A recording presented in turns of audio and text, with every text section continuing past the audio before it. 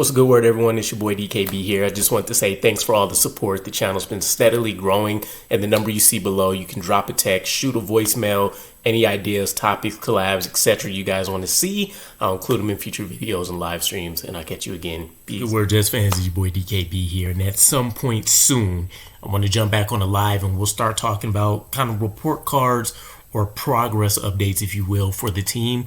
And I kind of want to do a ranking of our best players at 1.2, but the point of this video is to give some small level of kudos to the coaching staff. I know even with the 3-win record right now, there shouldn't be a ton to be happy or at least excited about, but there is a lot of potential, not only within this coaching staff, but when you look specifically at the job they've been able to do with some of our worst performing players and actually being able to turn around careers to a certain degree, it is a huge plus and it is worth mentioning. So Jeremy Ruckert is one of those players, right? He went from being drafted in the 3rd round, coming out of Ohio State as a guy that's uber athletic and really was just never a focal point of an offense. So while you felt decent about his ability to go out there and perform in the run blocking and pass blocking game, you didn't know what you were going to get as a receiver, and you hope that you can get that. But if not, and you just got a quality blocking tight end that occasionally might have a decent game for you as a receiver, that was going to be a decent enough win. But it quickly went from a feel-good story, athletic guy, high upside, hometown native, long-time, lifetime New York Jets fan, right?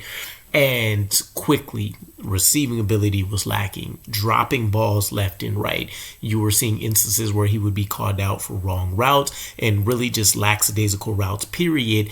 And then, of course, you've seen the steady decline of his ability to even go out there and become a decent blocker.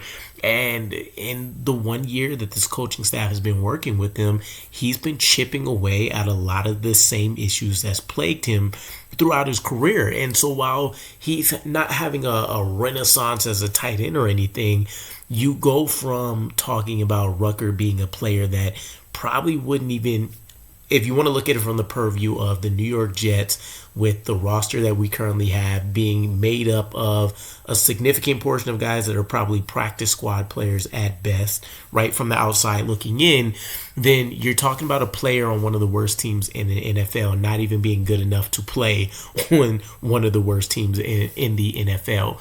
And now suddenly there's a clear role, there's kind of a clear pathway to a roster spot for Jeremy Ruckert, right? When you want to look at what he's been able to actually do so far, 16 of 18 catches, 18 targets, 16 catches, 131 yards. I believe his first touchdown of his career this year. And then when you want to compare what he's done as a blocker from a PFF standpoint, 39 run blocking grade in 2024, which was the 2nd worst in the NFL. And he's been able to work himself up to becoming a subpar to average blocker, right? In some instances, the consistency is lacking, but you even see some elite to above average film on tape here and there, but he's been able to improve that to a 56.6 run blocking grade this year so far, and he's turned in some performances where he's definitely been one of the higher graded players throughout a week when we've done really, really well for ourselves on the offensive side of the ball. So here's where I'm at with it, right? When you want to look at potentially what he may get contract wise, you're probably talking about being able to pull him in on maybe a 3-year deal where you can get him for under $10 million, right? Which would be a decent enough bargain, right? And it depends on how much upside the staff feels like they can still unlock with him, right? We've heard Aaron Glenn mention a couple of times that there's a lot of meat left on the bone when it comes to Ruckert. And again, it's just been 1 year of working with him, one short off season, 1 year of things falling through, and then really having to dig deep to evaluate who are some of the guys that they can take into the future. And at least Ruckert being able to say he can own a specific role is a plus. Now, if they feel like there's still untapped potential, if they feel like there's still more growth they can get out of him, then maybe he becomes a quality number 2, right? What does that look like, at least for his skill set? Who knows? A guy that maybe can consistently get you 200 to 300 yards per season, maybe 2 or 3 touchdowns, and then you're talking about a guy that can be be a league average to slightly above average blocker. But if he isn't, and maybe the season that we're seeing right now is as good as he realistically ever ends up being in the NFL, then having a guy like Ruckert be your tight end 3 on the field when you want to run, 12 personnel and you're subbing, or 13 personnel, you want to run heavy jumble sets and stuff. That's a win for you, right? Now, maybe $10 million is still rich when you want to talk about him being a tight end 3, but there's now a pathway for him to at least be back on this roster, and seeing the quick turnaround and seeing the fact that he's at least reliable, right? He's catching damn near everything that comes his way, and he's been able to contribute in multiple facets for this offense now, and you can imagine that with Tyrod at the helm, things will look even better over these last, 5 games of an audition for him. We can easily just as well, though, say, hey, we like what we did with him. It proves that we have the right coaching in place at that position. Let's go ahead and just refresh and start from scratch again.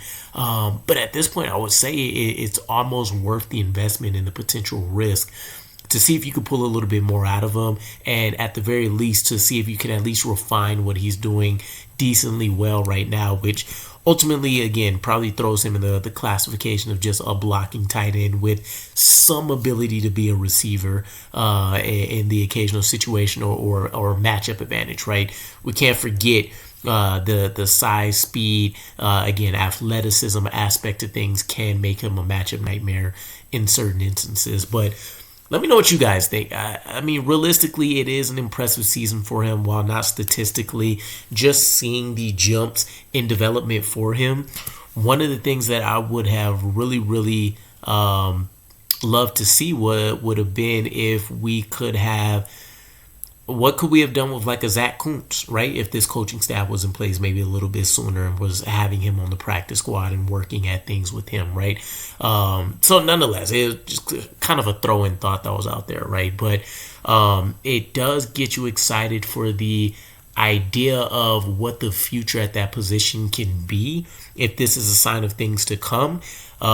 Mason Taylor's season, for example, probably looks a lot better again if Tyrod is starting there the entire season. So when I just think of 2026 potential plans and, wild cards and stuff that could be out there, think if Kenyon Sadiq falls to wherever we probably pick in like the early 20s to mid 20s or something like that, if he happens to still be available. Another guy, freaky athlete, much more of a receiver prospect than what someone like Ruckert would have been coming out. Let Engstrand get his hands on someone like that might closely compared to Hawkinson, right? Let Steve Hayden, I'm forgetting our actual tight end's coach name, but let him get his hands on someone like Sadiq and see how they can develop someone like that up and maybe become our George Kittle or something of that effect, right?